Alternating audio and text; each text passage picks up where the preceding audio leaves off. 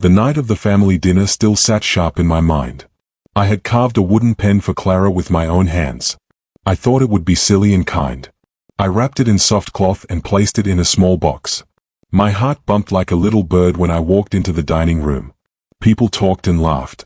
I felt old and small among the glass and bright lights, but I smiled. I held out the box to her. "For your new job," I said. Her fingers opened the wood and she laughed the kind of laugh that hurts. "A pen?" she said, loud enough for the room to hear. "Grandpa, this is cute. But really, don't you think you're stuck in the past?" The room froze like a pond in winter. I felt the blood take a slow walk from my face. She added, "You're a failure who mistook hard work for success." The words fell heavy. I swallowed and felt my hands tremble a little. I did not shout. I only folded my fingers and nodded. "Maybe you're right, Clara," I said quietly. My voice did not break.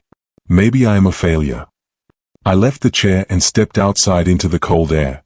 I could hear the laughter thin through the door behind me. I pressed the wooden pen to my palm and breathed in the smell of wood shavings. My plan was small then, like a single nail in a long beam. I had no hurry. I had patience and a small shop and some quiet dreams.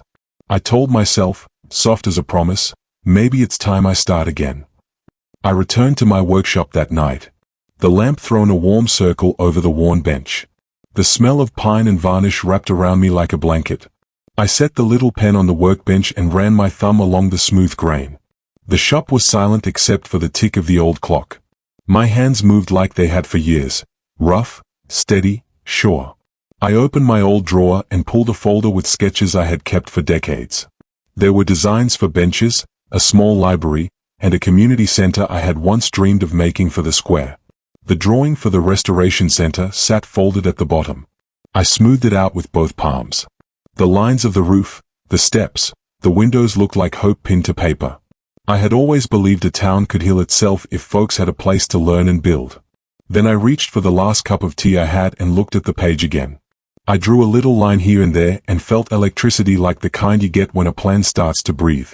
I leaned back, watching the lamplight move across the bench. It felt strange and good to let my mind move beyond fixing chairs. I thought of the children in town with nothing to do, of the empty lot by the square, and of Clara's face when she laughed at my gift. I did not plan to make her suffer. I planned to build something the town would need. I pinned the sketch to the wall, next to the old photographs of my wife and the shop. I wrote under the drawing, "One day." I slept in the old chair by the window so I could wake early and work while the sun rose. I told myself patience would be my tool. Days turned into small acts of life. I mended a broken chair for Mrs. Hales and did not take money. I carved a toy horse for a boy who had lost his father and had no coin for a new one. Each small thing warmed me like a tiny coal. People nodded at me in the street. Slowly the town remembered what my hands could do. One morning while I sanded a plank, a man in a gray coat came to the shop.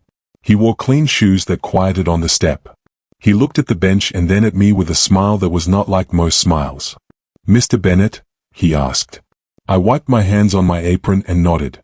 He introduced himself as Mr. Doyle and said he was an architect from the county office. He looked at the sketches pinned to my wall. His eyes went bright like a little lamp. "These are good," he said. "They feel honest. Would you let me show them at the redevelopment meeting?" My heart thumped. I told him I was no businessman and that my hands knew only wood, not papers with stamps. He put a soft hand on my shoulder and said, "Exactly. The town needs that honest touch. People are tired of shiny things that break." He left me with a card and a word that made me both glad and scared: competition. I sat down on a small stool and looked long at the Restoration Center drawing. The thought of finishing that project pricked my chest with light. I kept quiet about it for a little while, but my mind kept turning the same way a wheel keeps turning when you set it in motion. Word travels fast in a small town. I did not go to the meeting at first. I wanted to watch how the tide moved. Yet curiosity and a little hope pulled me to the hall where the competition names were read. I sat in the back, my coat heavy from the cold, and I watched people stand in turn and present grand ideas with bright slides and loud voices. Then Mr. Doyle introduced my sketch without giving my name. He said, "This is a plan from someone who knows the town." The room murmured. A councilman leaned forward, interested for the first time. My sketch was passed around. The mayor's face softened when he saw the warm windows and the hands-on rooms in the drawing. I realized then that even without my name, my work could speak. Later Mr. Doyle found me outside. "They want to include your plan in the shortlist," he said. "You should apply." I felt hesitation like a slow tide. "I am no businessman," I said. "I do not know the steps and the forms." He smiled. "You know things that count more than forms." He said he would help with paperwork. He left me a small yellow form with the competition seal. I held it like a small bird. I would need funds, people, and a lot of patience. I folded the form into my pocket like a secret. That night I pinned the competition notice beside my sketch and lit an extra lamp. I felt a warmth that was hope, but it was also the kind of fear that tells a man he is alive. The next morning I saw Clara on the front page of a paper that smelled of new ink. She smiled like the town belonged to her. I felt curious about the world she had chosen. Her promotion meant she had hands that built ideas in offices, not with wood. The town celebrated her success in a small way, but her last laugh at my dinner had not left me. I kept working and keeping my plans shaded from gossip. Then one morning, the shop door was left open and the workbench was half swept. People saw the stick of chalk on the floor and the single note pinned to the wall. "Failure is a tool in the hands of the patient," the note read in my handwriting. Some folks whispered that I had disappeared. Mrs. Hales told neighbors I had gone to visit my sister, and others said I had moved away. The square felt odd and empty.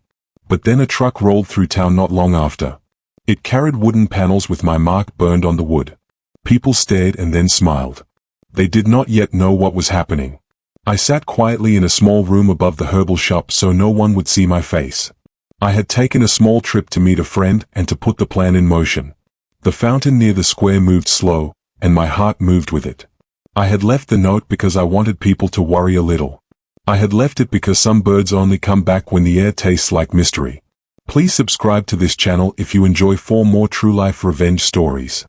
I did not watch the papers much, but news found me anyway. Someone handed me a street copy with Clara's proud face on the front. She wore a wide smile and a ribbon pinned to her lapel. The town cheered her at the office, and when the paper reached my hand, it felt like a small stone in my palm. I folded it and put it in my pocket, then walked to the back of the market. The sun warmed the shingles of my old shop like a familiar palm. I had a little plan, but plans need slow steps. I kept my head down, worked my hands, and listened for openings. The letter came the day the leaves turned. It was simple and thin, left at the shop door. No name, only a photo of my old sketch with a red stamp across the corner, approved. I stared at the lines I had drawn long ago and felt my heart climb. How could someone deliver this and not write their name? I turned the paper over and saw a note typed in clean letters. "We think your design could restore this town." I smiled and put the photo on the wall. I thought of Clara laughing at my pen. The memory stung less now. The small seed of something larger began to grow in my chest. I did not want applause. I wanted work to fill empty rooms and hands to learn again. The next morning I met Mr. Doyle, who had the kind eyes and the soft voice. He said the funding had a source, though secret. He wanted me to trust him and the process. I asked just one question: will the town keep its heart? He nodded. Yes. I felt the map of days stretch ahead like a plank ready for hammering. While I planned quietly, Clara climbed. Her name was on more lists and more lights. People in suit praised her and her ideas. She posted photographs of glass buildings and dinners on small glowing screens. I heard about it from my neighbor, who told me about the speech she gave. It made him proud, at first. But then a thin crack showed. A young reporter began asking questions, nice at first, then sharper. My hands smelled of varnish the day the reporter came to the square. He asked old shopkeepers if they'd seen anything unusual. He asked about companies who promised towns new life but left holes instead. I watched from the back and kept sanding a table. The reporter found a finance file with a number that looked wrong. Soon he called the company where Clara worked. Panic grew in their boardroom like steam. Then the envelope came, anonymously to the company office with something inside. My old sketch marked with approved and a typed line, "This design has truth." The board read it and frowned. They were not sure what to do. Clara sat at her desk and stared at the letter. She could not place the feeling. Was it fear, or the sense of being watched? I kept working. Each plank I smoothed felt like an answer. I had not meant to make her afraid. I had only wanted to make a place that taught people to build. But seeing her name tremble on a page felt like a bell tolling. I drank tea and waited like a man who measures time by the rise of the dough. The first crack became a chorus. Media lights found Clara's office. The young reporter published notes about shady deals, about corners cut and promises sold. People started to look at the names on one paper and then another. I watched from the square when a camera van rolled in and the anchor spoke into the night about missing audits. Clara called her assistant, then her lawyer. She sat up late long after the lamps in the building had gone dim. The town watched, and some of Clara's old friends stopped returning her calls. She walked the city with a face carved in worry and tried to make sense of a world that had been steady until it was not. Then, like a small bird that lands and lifts again, the paper ran a story about Bennett Restoration, about small hands building real things, not promises. The story showed a picture of our old sketch pinned on the wall, and someone wrote a note about a fund that quietly gave money to rebuild small towns. People began to whisper. Who put money into this? The boardroom in Clara's building buzzed. Someone found receipt that connected to the fund. She read the name and stared at the letters, Bennett Restoration Fund, printed there like a mirror. Her hand tightened. She had called me a failure. She had thrown words like stones. The street felt very small then, and my heart turned slow. The plan I had been building in quiet had become a part of something louder. I felt no joy in a wound, only the hard pinch of rightness. Clara came home because she had nowhere else to go. The city had stripped her of a title and left her with a hollow calm. People glared, and the phones did not ring. She took the last train into the small town where she had spent a summer long ago. She walked the street that remembered her and kept her head down. I heard she was back before I saw her. The shopkeeper at the corner told me a young woman in a coat had stopped to buy bread and had left without smiling. I kept working and watched the sky turn slow. The bell by the square clanged for the hour and children ran with wooden toys. She walked toward the new building before she knew what it was. Her steps slowed when she saw the name on the sign, Bennett Restoration Company, shining like a small, honest light. The building looked like my sketch, wide windows, a small library room, and a workshop with low benches. She stood for a long time and then went inside. Her eyes met framed sketches, old photographs of me younger, and the wood pen she had mocked hanging in a small case. I watched her standing there, so still, like someone looking at a mirror that showed another life. I felt the thinness of her breath. A receptionist, young and polite, offered her a seat and a cup of tea. There was a quiet about the room that felt like a hand waiting to be taken. I walked upstairs to my office because I had things to finish. When she reached the top, she found an envelope with her name. She opened it and found a key. She turned it over and felt the weight of wood and ink. Life had a small way of closing doors and opening others. I waited for her at the doorway of my small office above the workshop. I had cleaned the room and put a kettle on for tea. The sun poured through the window and warmed the table. I heard her footsteps like the sound of someone folding paper and then stopping. She came in with eyes wide and cheeks wet as if rain had fallen only for her. Up close she looked younger, but the worry had carved careful lines. I did not wear a suit. I wore my old shirt and an apron folded at the waist. I stood and the wood in my palms felt steady. "Welcome home, Clara," I said softly. She stumbled on the word home. "You did all this?" she asked like a child asking if a story could be true. I sat across from her and did not let my voice harden. "I did what I could," I said. "I drew what I hoped to see." She looked at the sketches on the wall and at the models built by apprentices. Her fingers touched the old pen in its case. She had thought it a joke before, and now it sat like a small relic. She swallowed. "Why didn't you tell me?" she asked. "Because some things must be seen to be believed," I said. "And because people will not listen to the same voice when it is soft." She looked away then, tired. I slid a small card across the table. It was cream and simple with a pressed edge. The words inside were short. "Thank you for reminding me how small things matter." Her laugh broke into a quiet sob. She sank into the chair and the room felt like a warm oven. I had not come to humiliate. I had come to build. The day she learned that truth, the town learned how to watch a life turn with steady hands. Clara stared at the card for a long time, her lips trembling around a question she couldn't form. I watched her shoulders sink under the weight of words that looked harmless but carried memory like a hammer. You funded the investigation, she finally whispered. I nodded once. I didn't make it happen. Truth did. I only helped the light find its way. She blinked rapidly, her jaw tight. You wanted revenge.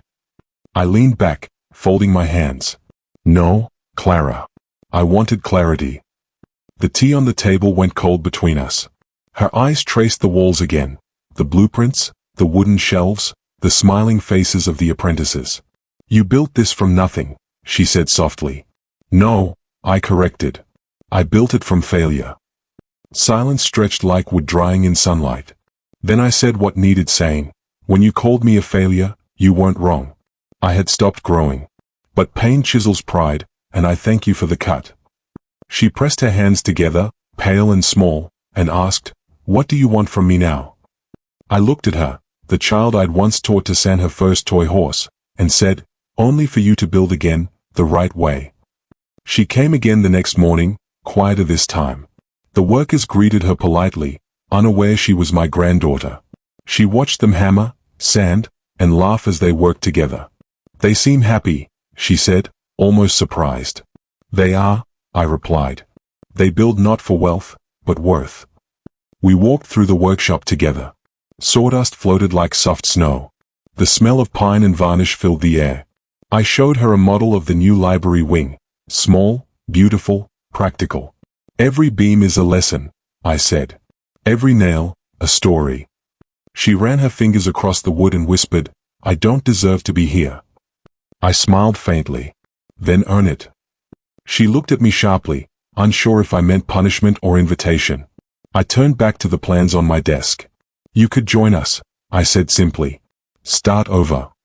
Her lips parted, but pride flickered in her eyes.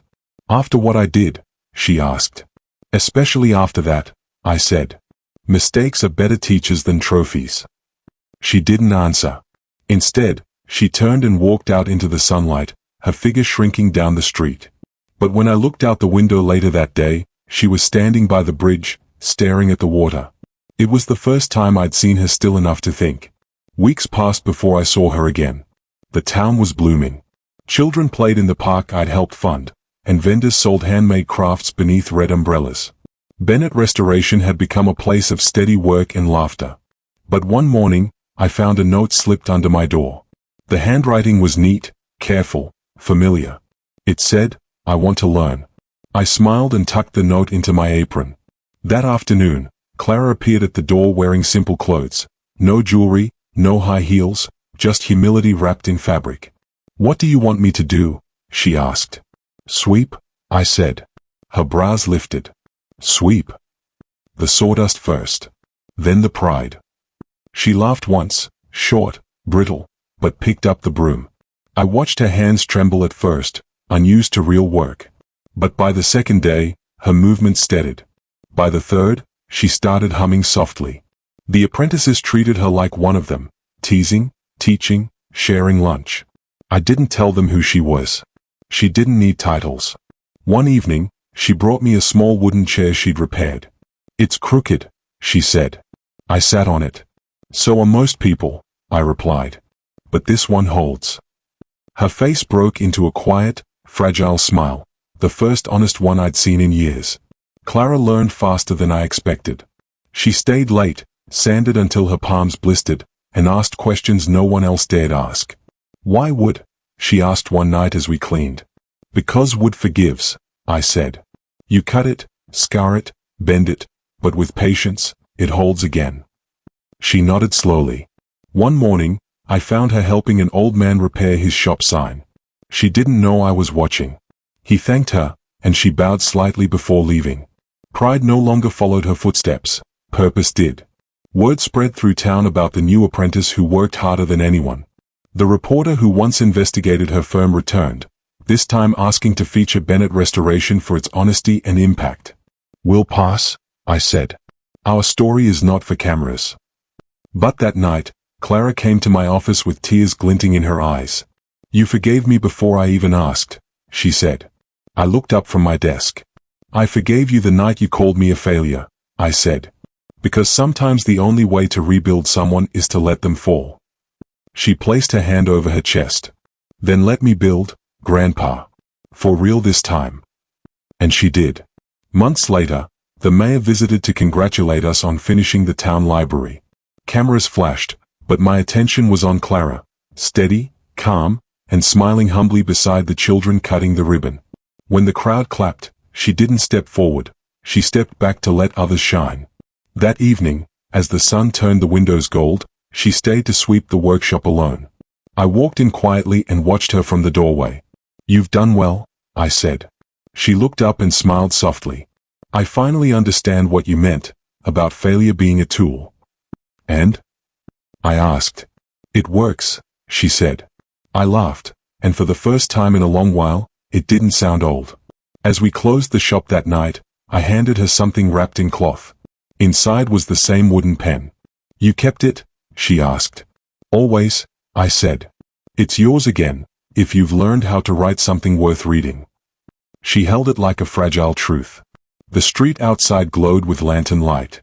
She looked at the pen and whispered, "Thank you." I nodded. "No, Clara. Thank you." The seasons turned again, soft as sawdust falling from a fresh cut. Our library opened to laughter, and Bennett Restoration had more hands than benches.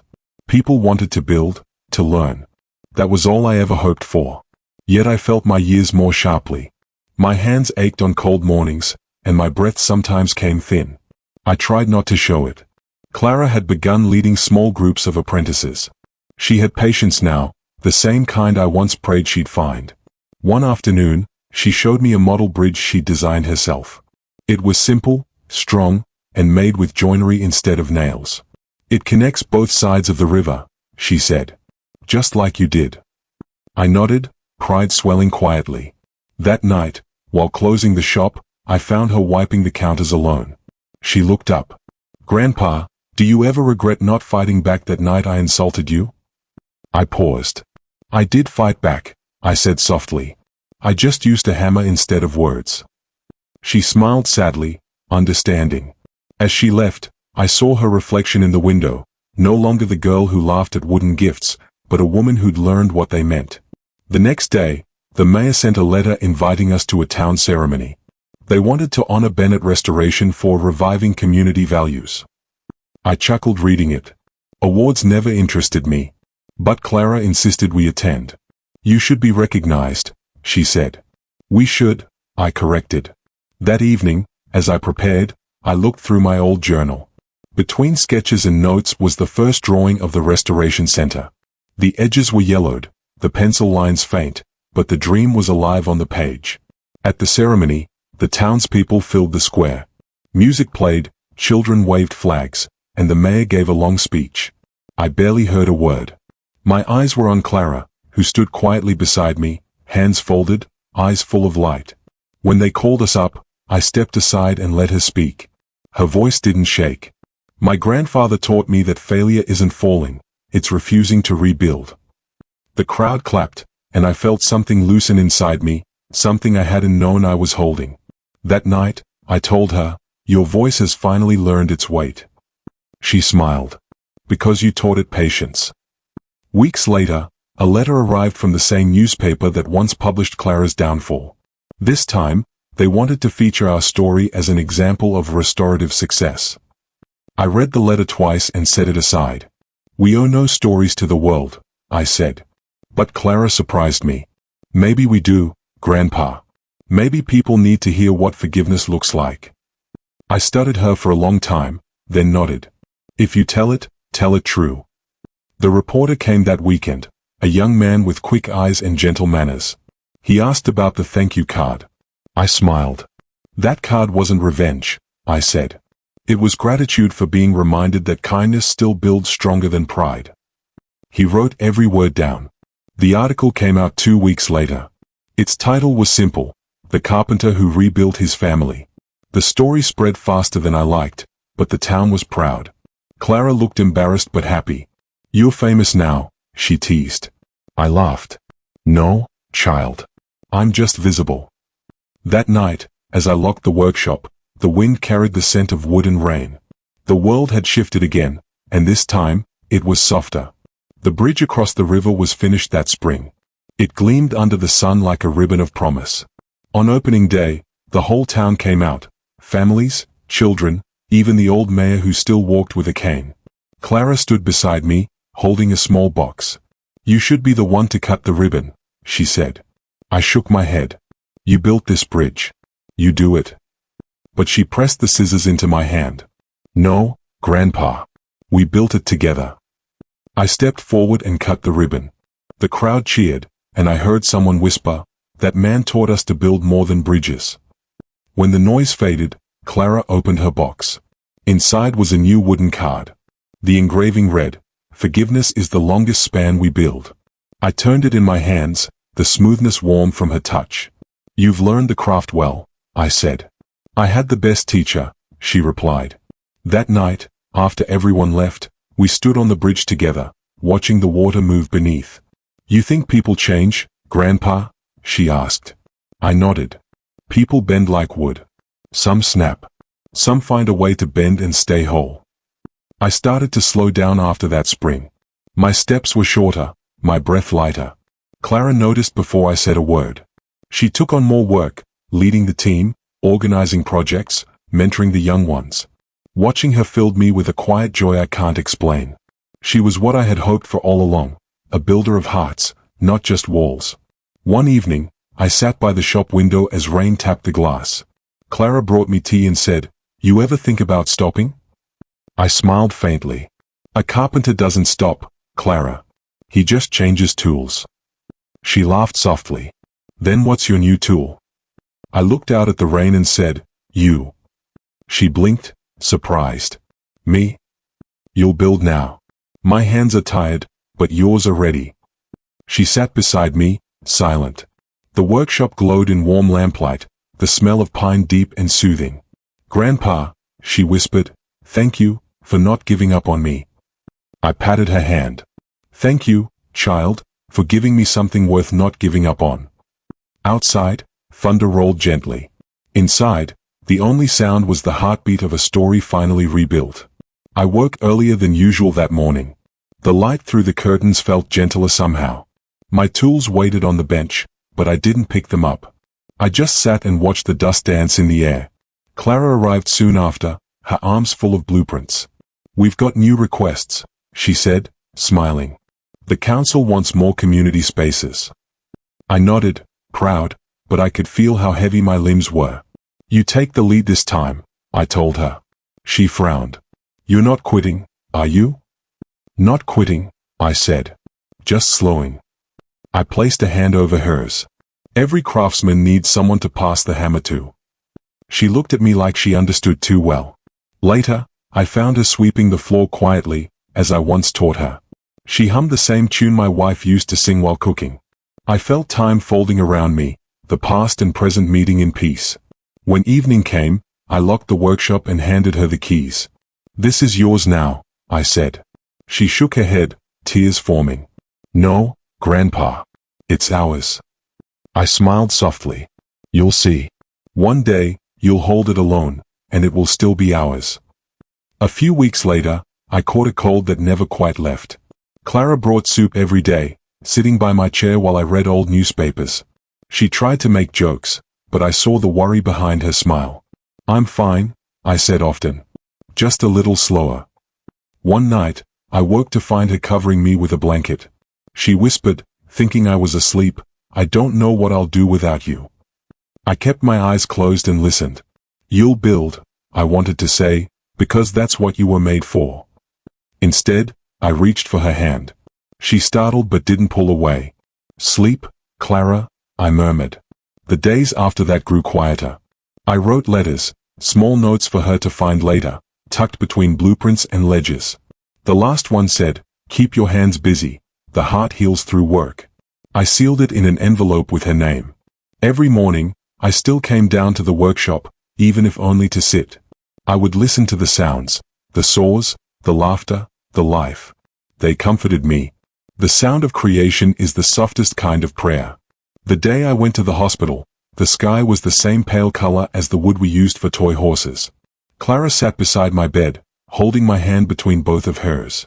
"You should rest," she said. "I have rested all my life," I whispered with a small smile. "Now I'm finally tired." She bit her lip and nodded. I watched her, the lines of worry on her face, and felt something like peace. "Clara," I said, "promise me you'll keep building." "I will," she said quickly. "But not without you." "You already have," I said. "Every child who learns here, every shop you've helped, those are your beams now." She cried quietly, and I felt her tears on my hand. I thought of the bridge, of the laughter echoing under its arch, of the words carved in wood. Forgiveness is the longest span we build. I wanted to tell her one more thing, something simple. "Failure," I said slowly, "was the best gift you ever gave me." She let out a shaky laugh. "That doesn't make sense." I smiled faintly. "It will, one day." When she leaned close, I whispered, "Thank you." And then I let the quiet hold me. When I opened my eyes again, the world was softer. Maybe I was dreaming. Maybe I was memory. I saw my workshop glowing, full of laughter. Clara stood at the center, teaching children how to sand. She moved like sunlight across the room. I saw my wife smiling from the old photo, the tools gleaming in their places, the pen shining in its glass case. The air smelled of pine, fresh and endless. Somewhere outside, the bridge gleamed under morning light. I heard Clara's voice, clear, steady. "Patience is the tool of the wise," she said. The children repeated it in unison, and my chest filled with something like joy. Then I saw the card, the same one I gave her years ago. She placed it on my empty chair with a new note underneath, "For Grandpa, who taught me to build again." The light folded around the shop like an embrace. I felt whole, finished, like a beam perfectly cut. The last sound I heard was laughter, the kind that only comes when the heart is healed. The town gathered the next week for a small ceremony. They planted a cherry tree beside the bridge and placed a wooden plaque in front of it. It read, "Harold Bennett, builder of hands and hearts." Clara stood in the crowd, her head bowed. When it ended, she stayed behind alone. She took a card from her pocket, the same cream-colored one I once gave her, and wrote 4 simple words, "Thank you for failure." She laid it at the base of the tree. Then she walked back toward the workshop, where the smell of sawdust greeted her like home. Inside, apprentices called her Miss Bennett now, asking questions, handing her blueprints, seeking guidance. She smiled gently, answering each with patience. On her desk sat my old hammer beside her pen, symbols of what we had built together. That evening, as lanterns lit the windows, she whispered, "We are still building, Grandpa." The wind carried her words through the town, across the bridge, and into the open sky. And somewhere, I think, the echo came back, steady, proud, and kind. "Yes, Clara. You finally learned. Time, I learned, doesn't end. It only changes shape." Though my hands were gone from this world, my voice lingered in the creak of every chair, the hum of every saw, the laughter inside Bennett Restoration. Clara carried it forward. She told my stories to each new apprentice, the tales of patience, of mistakes that became lessons. She taught them that wood could forgive if you worked with care. One morning, she found a letter I had hidden in the bottom drawer of my desk. It was old, the ink faded, but the message simple. If the world ever tempts you to forget where you came from, touch the wood. It remembers. She held it to her chest and smiled through tears. In the months that followed, she grew into the leader I had always seen in her. She spoke softly but firmly, and people listened. The same townsfolk who once whispered about her pride now came to her for advice. The bridge shone bright at night, lanterns reflecting in the water. Each time she crossed it, she would whisper, "I'm still building, Grandpa." And somewhere in the quiet air, I swear I could hear my own voice answer, "That's my girl." A year after my passing, Clara received an invitation to a big city conference about innovation and leadership. The letter called her the granddaughter of the great Harold Bennett. She smiled but hesitated. The city was where she had fallen before, where greed and pride had once poisoned her. Still, she went, not for applause, but to share what she'd learned. On the stage, under bright lights, she spoke about failure. "My first teacher," she said, "wasn't my success.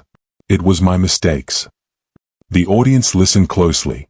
I learned from a man who built with his heart, not just his hands. She held up my old wooden pen, polished and shining. "He taught me that every mark we leave matters." The crowd stood and clapped, but Clara didn't feel pride. She felt peace. Afterward, a young woman approached her, crying softly. "My grandfather was like yours," she said. "He built furniture. I never thanked him." Clara placed the pen in her hand and said, "Then start now."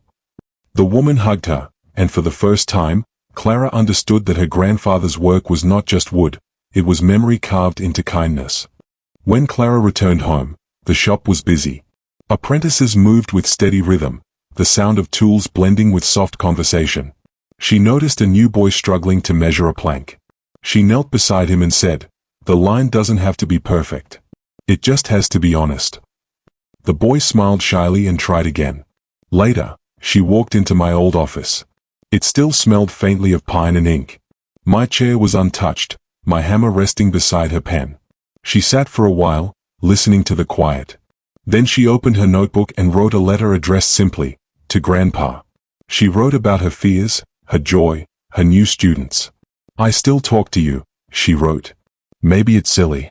But every time I teach patience, I feel you nodding." She closed the notebook and placed it in the drawer next to my last letter. Generations of words, two builders still speaking across time. That evening, she stepped outside as the lanterns flickered on. The whole town glowed gold. She whispered, "You built this with love. Now I'm keeping it alive." The town continued to grow around the workshop. What was once forgotten had become the heart of the square. Families met at the bridge, children laughed on its steps. People traveled from other towns to learn how to build with purpose. Clara started a new program for young craftsmen, especially those who had fallen or failed before. She called it the Patient Hands Initiative. On the first day, she stood before them and said, "We don't erase mistakes here. We turn them into patterns." The students nodded, listening. Among them was a girl who reminded her of herself, sharp-tongued, ambitious, but lost. Clara took her under her wing, guiding gently instead of scolding. She saw how quickly the girl's hands learned and how slowly her pride softened. One evening, as they cleaned the benches, the girl asked, "Do you ever wish your grandfather could see all this?" Clara smiled. "He already does." When the girl left, Clara sat alone for a while, tracing her fingers over the hammer's handle. "Still building, Grandpa," she whispered. The echo of my voice drifted through the rafters like wind in tall grass. That winter, Clara received a letter sealed with gold wax. A major investor offered to franchise Bennett Restoration nationwide. The money promised was more than she could imagine. For a moment, old ambition stirred inside her. She pictured glass towers, shining signs, her name printed in newspapers again. But then she walked through the workshop, the smell of pine, the laughter, the calm rhythm of saws. She touched one of the tables built by her apprentices and smiled. When the investor called, she said gently, "Thank you, but no. Some things aren't meant to be multiplied. They're meant to be remembered." After she hung up, she took my hammer from the wall and placed it beside her pen. "We are still small," she said aloud, "but we are steady." That night, snow fell quietly outside, covering the streets in white. Through the window, the bridge glowed under the lamplight. She thought of the words carved into its wood, "Forgiveness is the longest span we build." She whispered, "You were right, Grandpa. I finally understand." And though the workshop was silent, I think the wood heard her, because the beams seemed to sigh with warmth, like a home exhaling peace. Years moved like steady wind across the town. The children I once taught grew into carpenters, designers, and teachers themselves. Clara carried the same patience I had once begged time to give her. She ran Bennett Restoration with calm hands and a soft smile.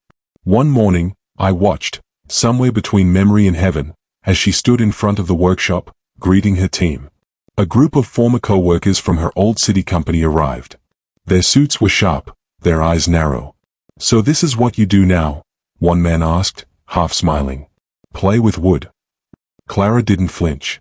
She handed him a small carving of a bridge. "Play builds more than money ever did," she said. The man frowned, unsure whether to laugh or listen. He left without another word. I could almost feel the pride in my chest. She didn't need to defend herself with anger. Her work spoke louder. That evening, she wrote in her journal, "Grandpa once said revenge is loud, but justice whispers. Today, I heard the whisper." The seasons painted the town in colors I had always loved. Green in spring, gold in autumn, white in winter. Clara started visiting the bridge more often. She would bring flowers and sit by the cherry tree planted in my memory. Sometimes, she'd bring apprentices and tell them my story. He was patient, she'd say. Not because he was weak, but because he understood time. The young ones listened, wide-eyed.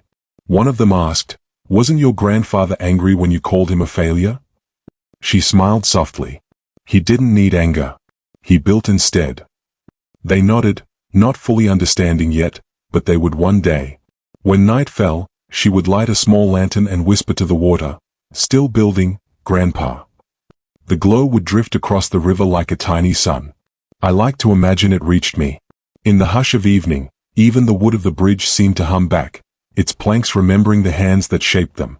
One morning, a journalist wrote asking if Clara would share the secret behind Bennett Restoration's success. She agreed, on one condition: she would tell the story herself. The article appeared a month later under her name, The Carpenter's Thank You Card. She told everything: the dinner, the laughter, the insult, and the lesson that followed. "My grandfather's revenge," she wrote, "was kindness that didn't flinch." People across the country read it. Letters poured in from strangers, some ashamed, some inspired. One wrote, "I mocked my father for his small workshop. Now I understand." Clara pinned that one to her office wall. The story made her famous again, but this time, she wore the fame differently. When reporters came to film the workshop, she made sure the apprentices stood in front. "The best work is shared," she told them.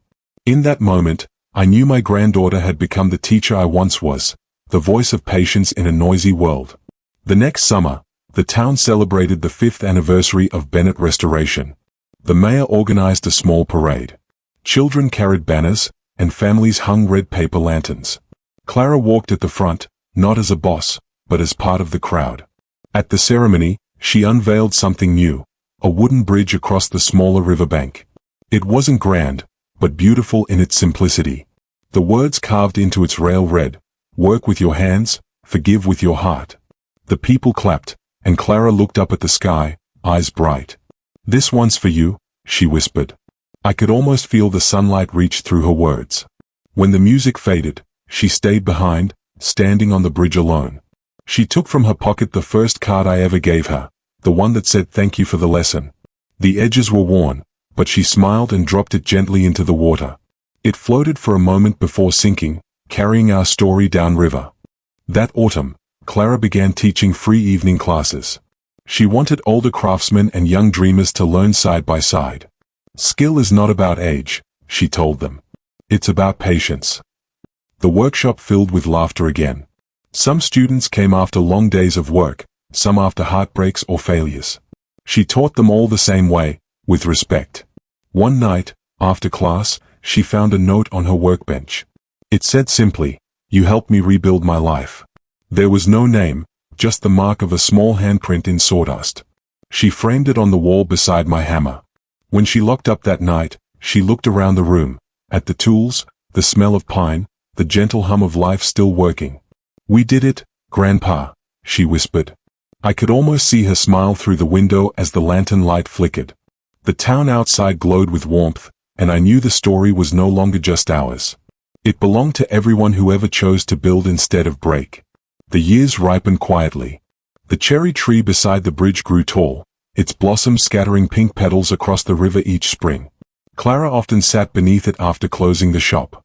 She would rest her back against the trunk, eyes half closed, listening to the hum of distant laughter. One evening, as she packed up for the night, she found something strange on her desk, a card that hadn't been there before. It was cream-colored, simple, like the ones I used to make. On it were only 2 words, "Keep building." She looked around, half expecting someone to laugh, but the room was empty. Her hands trembled slightly as she pressed the card to her chest. "I will," she whispered. The lanterns flickered in the window, casting golden shapes across the wood. For a moment, she felt like I was standing beside her, smiling. The next day, she placed that card in a small frame on her desk. It stayed there forever, quiet proof that love doesn't vanish, it just changes form. Under Clara's care, Bennett Restoration became more than a workshop. It turned into a haven. People who had lost jobs, trust, or courage came to her doors. She welcomed them all. "We fix more than furniture here," she often said. "We fix faith." The apprentices called her Miss Bennet, but many secretly called her Grandma Clara. She laughed every time she heard it. She never chased wealth or fame again, though people kept offering.